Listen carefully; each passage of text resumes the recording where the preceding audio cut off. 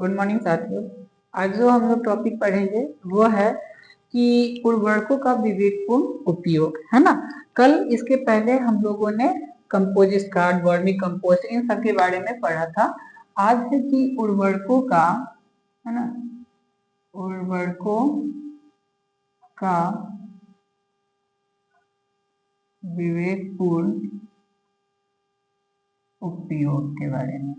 यानी कि जो हम लोग खाद इस्तेमाल करते हैं या जो उर्वरक इस्तेमाल करते हैं उसको किस अनुपात में, किस तरह से, है ना, इस खेतों में डालना है ताकि फसल भी खराब ना हो और जो फसल की पैदावार है वो भी अच्छी हो। ठीक है, तो इसके बारे में देखिए, जो कि रासायनिक जो उर्वरक होते हैं, रासायनिक उर्वरकों की उतनी ही मात्रा खेतों में इस्तेमाल करनी चाहिए जितने की जरूरत हो। अगर जरूरत से अधिक अगर इस्तेमाल कर देते हैं तो इससे क्या होगा कि जो फसल होगा वो उसका पैदावार अच्छा नहीं हो पाएगा।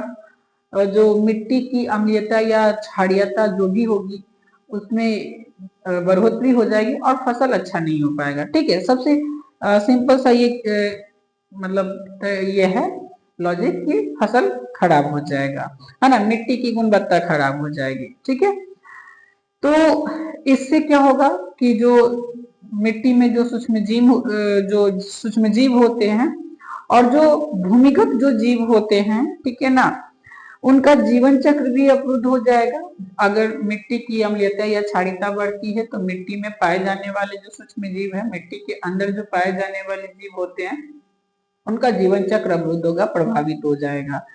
और इससे क्या होगा कि समय के साथ साथ मिट्टी की जो उर्वरकता होगी धीरे धीरे खत्म होते जाएगी, नष्ट होते जाएगी और एक वक्त ऐसा भी आएगा कि मिट्टी जो है, मृदा जो है वो बंजर हो जाएगी, है ना। अधिक सिंचाई के कारण या फिर वर्षा के जो जल होते हैं, बारिश के जो जल होते हैं, वो नाइट्रोजनी जो उर्वरक होते हैं उनको खेतों से बहा करके ले जाते हैं अपने साथ में।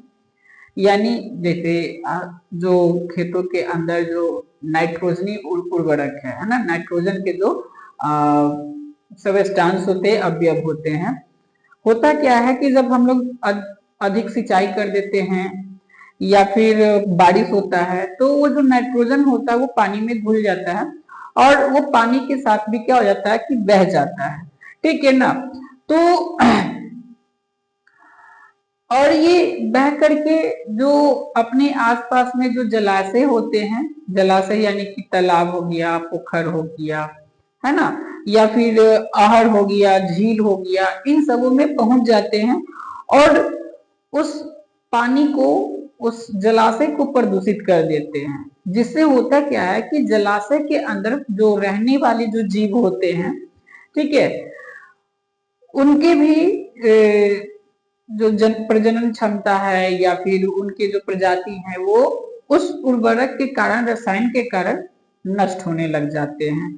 ठीक है ना, तो इसलिए अधिक मात्रा का इस्तेमाल नहीं करना चाहिए मिट्टी में। ठीक है ना, अगर हम लोग रासायनिक उर्वरकों का एक विवेकपूर्ण तरीके से इस्तेमाल करते हैं तो हमारी जो पारिस्थितिकी संतुलन है वो भी बना रहेगा। ठीक है ना, तो ये सब इसकी क्या है कि उपयोगिता है ना, किस प्रकार से उपयोग करना चाहिए।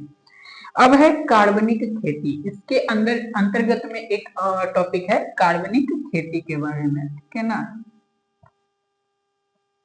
कार्बनिक खेती, ठीक, कार्बनिक खेती समझिए कि कार्बनिक खेती होता क्या है, किस ढंग से किया जाता है कार्बनिक खेती, है ना। तो कह रहा है यहाँ पे कि खेती की वह पद्धति जिसमें कि रासायनिक उर्वरकों का, पीड़कनाशियों का तथा अन्य जो रसायन है उनका उपयोग किया जाता है।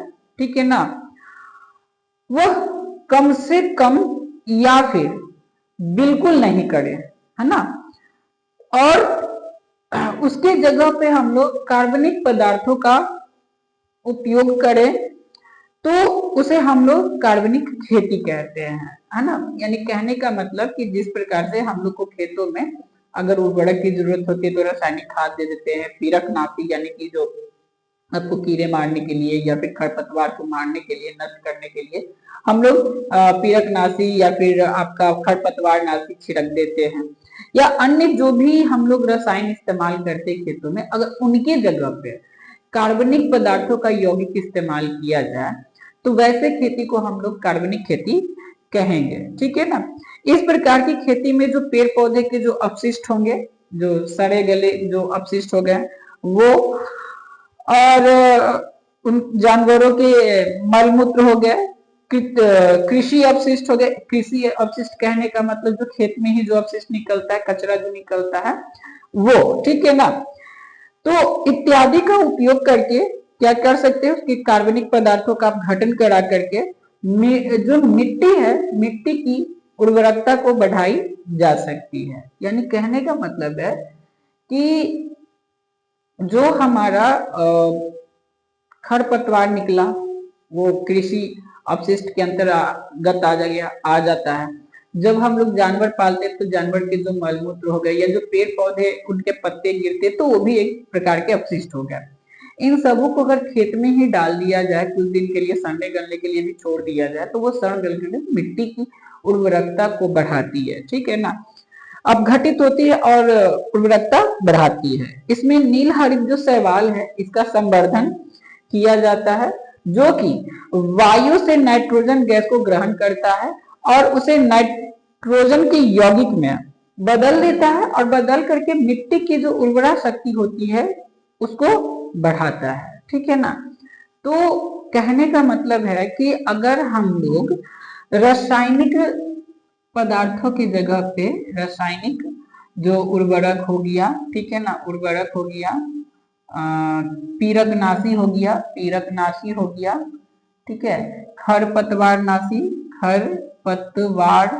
हो गया, ठीक है ना, या फिर जो अन्य रसायन है या अन्य रसायन है ना, अन्य रासायनिक पदार्थ, ठीक है, रासायनिक पदार्थ, इनकी जगह पे अगर हम लोग कार्बनिक इस्तेमाल करते हैं, कार्बनिक यौगिक इस्तेमाल करते हैं तो वैसे खेती को हम लोग कार्बनिक खेती कहेंगे। इसमें होता क्या है, तो इसमें इस्तेमाल करना क्या है, आपको पेड़ पौधे का अपशिष्ट, पेड़ पौधे का जो अपशिष्ट हो गया, ठीक है ना, पेड़ पौधे का अपशिष्ट है, जानवर का मलमूत्र हो गया, गोबर हो गया, कृषि का जो अपशिष्ट जो निकला उसी को इस्तेमाल करना है।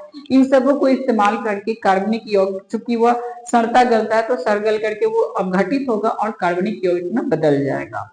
इसके अलावा जो नील हरित शैवाल होते हैं, नील हरित शैवाल करते क्या है, इसका वायु में संवर्धन होता है, ऑक्सीजन के प्रेजेंस में संवर्धन होता है, ठीक है ना, वायु में संवर्धन होता है और ये वायुमंडल से नाइट्रोजन गैस को ग्रहण करते हैं और नाइट्रोजन गैस को ग्रहण करके वो नाइट्रोजन के यौगिक में बदल देते हैं, जो कि मिट्टी में जाकर के मिल जाता है, घुल जाता है।